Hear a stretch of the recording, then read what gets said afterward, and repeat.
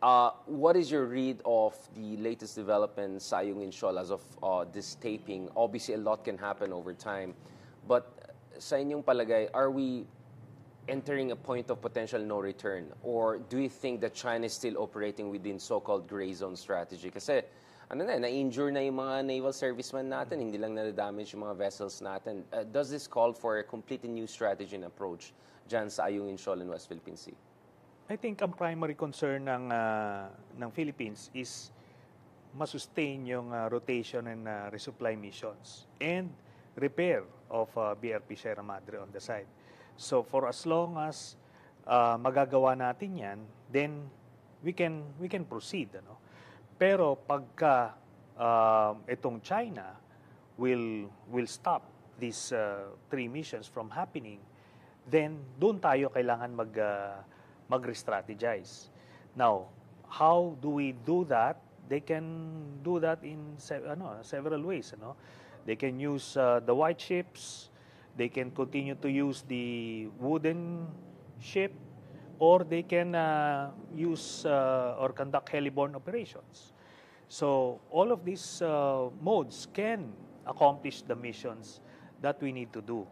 So, yun ang primary concern. Sir, you're obviously formerly from the Philippine Navy, so you have a lot of experience and understanding of yung mga logistics underground, the realities underground. Can you quickly tell us, bakit mga Marines ang nagbabantay dyan sa BRP Sierra Madre? And was the BRP Sierra Madre strategy just a stopgap measure na walang follow-through? Should we build a lighthouse there? I mean, why are we where we are today pagdating dun sa logistical realities natin dyan sa Ayungin Shoal? Okay.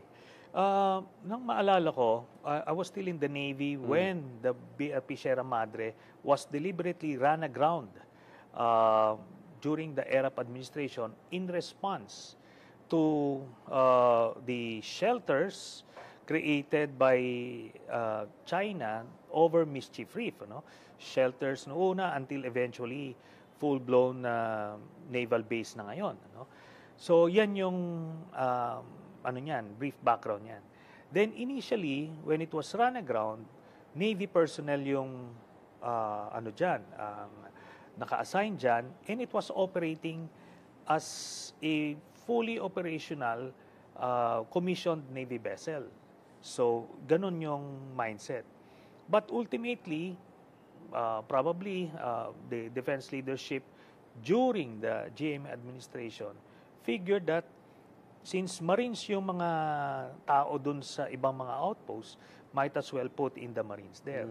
Na, ang naging problema doon is with the Marines there, and don't get me wrong, the Marines are the ideal personnel for a combat environment.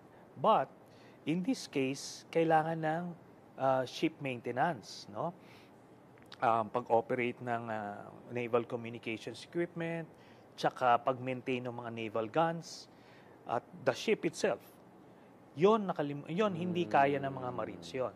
I believe it was a tactical error in terms of shifting yung policy shift na yon dun sa pag-assign na yon.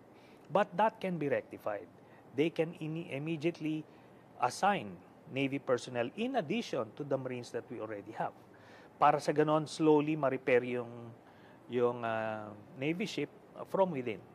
And bakit tayo gumagamit ng mga ganitong klaseng barko? Kasi people are wondering, di ba, malalaki naman yung mga capital ships ng Navy ngayon. Relatively, andyan naman yung Coast Guard. Bakit tayo gumagamit ng, some of them are like private barko na, which perhaps makes it easier for China to bully us during the resupply missions.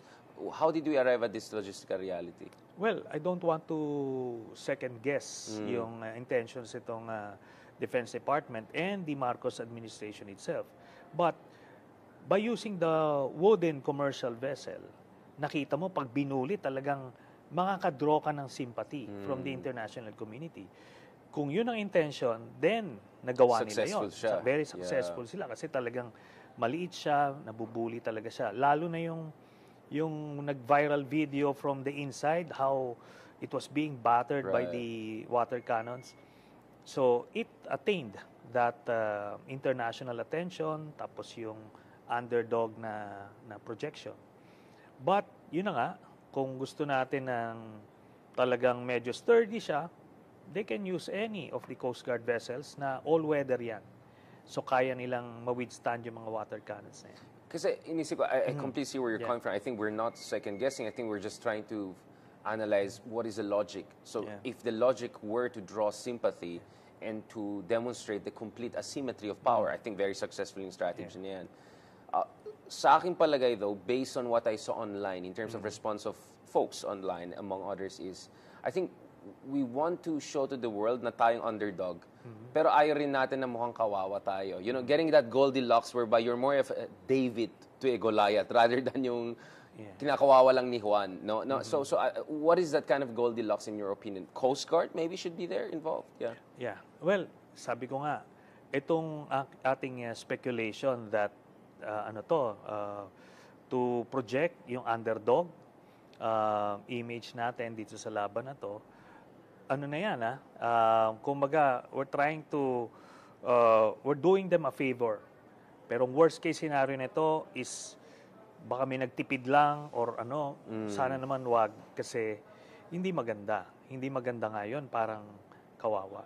Now, yung mga Coast Guard vessels natin, ano na yan, mga modern ships na yan.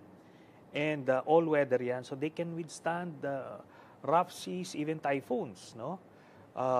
So, kayang-kaya nila dapat yung water cannons. And yun lang nga, hindi ganong malalabas yung sympathy na yun kasi you can stand toe-to-toe with the Chinese Coast Guard.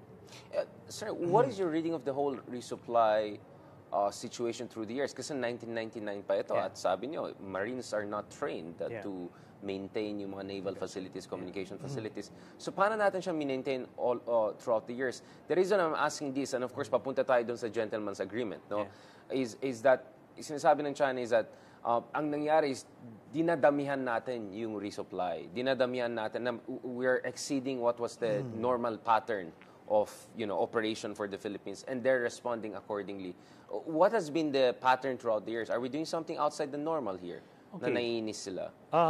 Before, initially when it was designed, every 45 days. No, then kaso magastos yan sa fuel noong una. Right. So eventually umabot ng twice a year na lang yan ang rotation. But yun na nga, since Navy personnel pa rin yung naka-assign, na may maintain nila yung vessel. But then probably during the latter part of the GMA administration, nung Marines na yung on board, doon na napabayaan. Kaya nakita mo yung state niya, talagang dilapidated na So mid-2000s medyo nag-start na deteriorate ito ng ganito? Yeah. Mga latter part of the GMA administration. Right. Yung mga kasi, just like sa Naval Base Cavite, yung mga World War II vessels noon, when I was still there, round the clock yan, 24/7 yung maintenance niyan. Kasi pagka hinayaan mo yan, talagang magsisimula na yung kalawang, gano'n. Pero, hindi naman hopeless pa rin yun. Pinapalitan lang nila ng mga metal plates yon.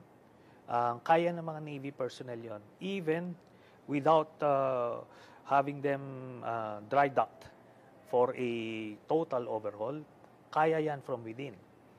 But Navy personnel ang gagawa. And my understanding is it was only around 2014, 2015 na nakita natin yung mga Chino, they're really making it difficult for us to do a resupply mission. And my understanding is that I think 2015 or something, the Americans were already trying to send drones and help us. Parang nag-aerial resupply na lang tayo at some point, no? So, what happened there? And then paano tayo bumalik ulit sa resupply through the normal channels? May variations. But ang default is shipborne resupply missions. Yung heliborne, madalang yon. Yeah, limited. Madalang na ginagawa yon. But even siguro nung panahon ni Pinoy, very rare na hinaharang na ganyan. No? Ito lang, naging aggressive sila lately Dahil I think ang gusto ng China dito is to force the Marcos administration back to the negotiating table. Magkaroon sila ng agreement. Kaya gusto nila ng standoff. Kaya habang walang standoff, I believe ano pa rin yun. And magagawa natin yung resupply missions na yun. Resupply, rotation, and repair missions. Then we're still good. Ano lang yan. Parang kiss-kissan lang na ano yan, na minor. Medyo frictions lang here and Oo, there. gray zone pa rin yan. That naturally brings us to the issue of the gentleman's agreement. So, what is your understanding of here? Because nung bumalik si Pangulong Marcos from the US, and we're going to talk more about also yung AFP modernization and our relationship with our allies, parang horrified siya eh. Diba? I mean, literal, hindi lang in terms of his words, in terms of yung facial expression niya. And one of Duterte's spokesmen said meron, yung another spokesman said hindi, and then bigla na lang Digong pops up under, in an interview with Global Times, which is one of the most controversial, questionable media outlets in China. First of all, like, why did Duterte suddenly come out? Do you think they have something on Duterte? Is there like a compromise here for him to come out? And what exactly happened here? Does Marcos have an intelligence to understand that a kind of a agreement, perhaps, or understanding happened, gentleman's agreement?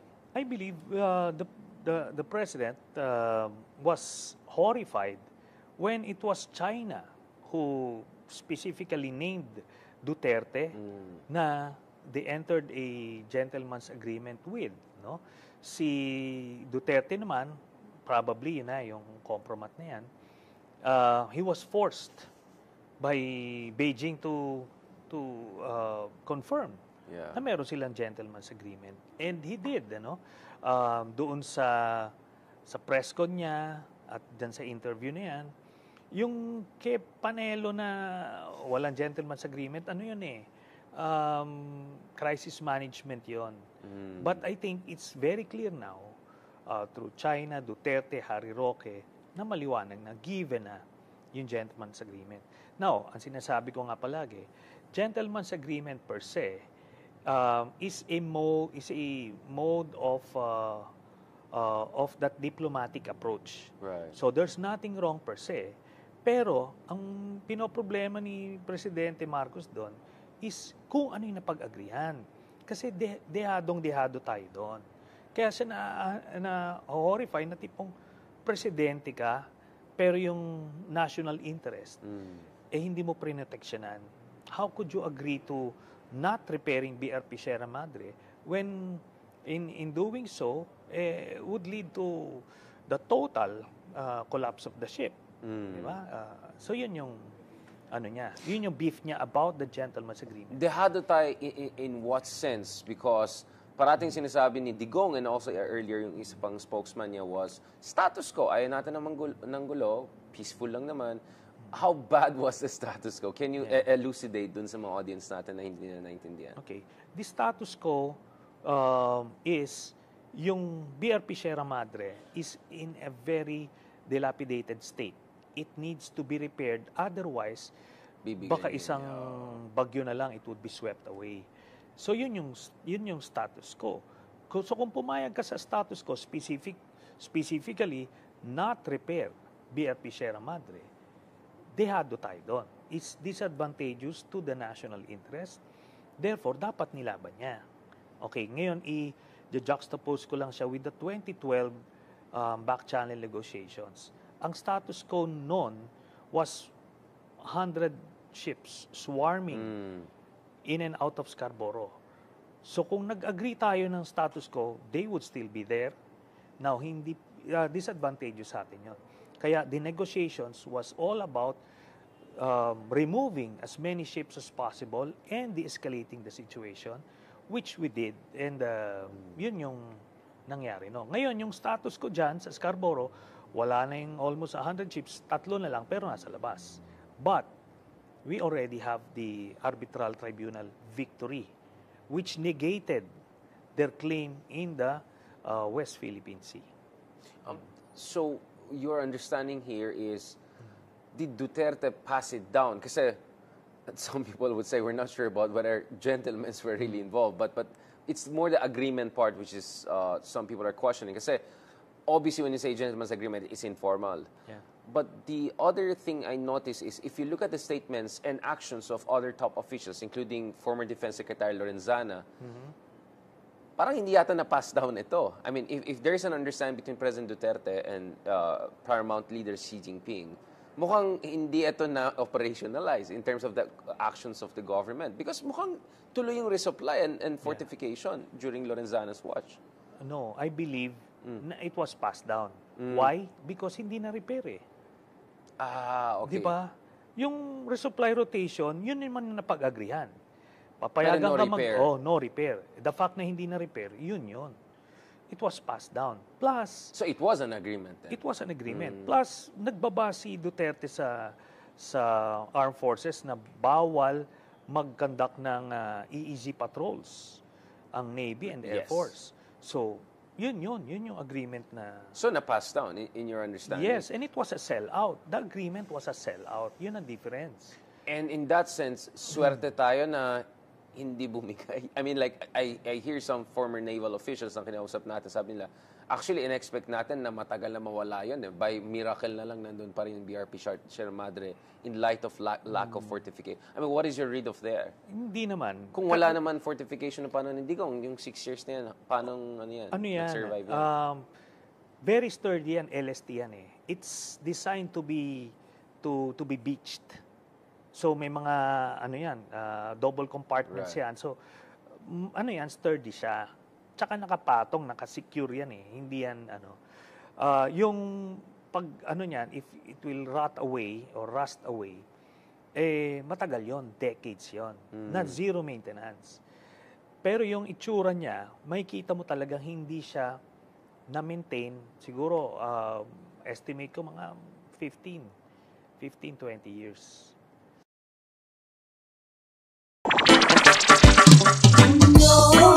May hulanong salita na ang ibig sabihin dito ay ang pagkakaisa. Bunyog Party List. Halika na, Bunyog Party List ka na. Halika na, Bunyog Party List ka na. Sa susunod, ang atinang suportahan, Bunyog Party List, nagtataguyod ng katotohanan, lumalaban para sa bayan.